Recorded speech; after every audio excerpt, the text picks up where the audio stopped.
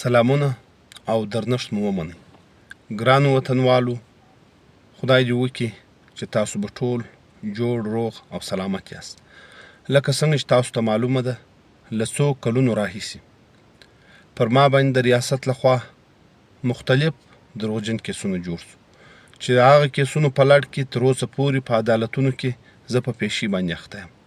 هم د دې ترڅنګ زما د بچیانو چې کوم د رزق او روزۍ ذریعه وه هغه ختم کړل شوه، او بل طرف ته زما نوم په پورچې ډول او نیکټا لیست ته واچول شو.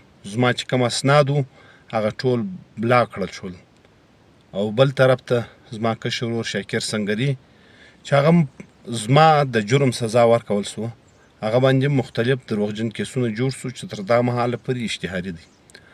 د دې ترڅنګ زما یو بل ورور د محمد وطنیار هغه باندې هم د انتظامیې لخوا زما د کور پر ماشومانو باندې په وار وار چاپې وول شوې.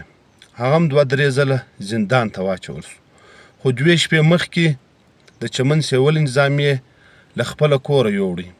تر اوسه پورې موږ ته دا درک نه معلومیږي چې چیرې دی او له چا سره دی او کوم جرم دی پر ده باندې. نو دغه انتظامیه باندې غږ کوم چې د خدای په خاطر باندې زما ورور خوشي کړي، نور زموږ له تنګولو لاس واخلي، او بل طرف ته پر ټولو عزیزانو، قریبانو، دوستانو باندې غږ کوم که چیرې په نن ورځ کې زما ورور د محمد د انتظامیې لخوا خوشي نه کړل شو، نو پر 6 بجې به زموږ پر کور باندې غونډه وي. په هغه غونډه کې به موږ داسې پرېکړې کوو چې کوم چیک پوینټ دی وړی دی هغه به بندوو، یا چې کومې نورې سرکاري ودانۍ دي د هغه مخ ته به خپلې خیمې لګوو تر څو پورې چې زما ورور خوشي کړی نه وي. پر الله مو سپارم، تل مو آباد او ژوندي غواړم.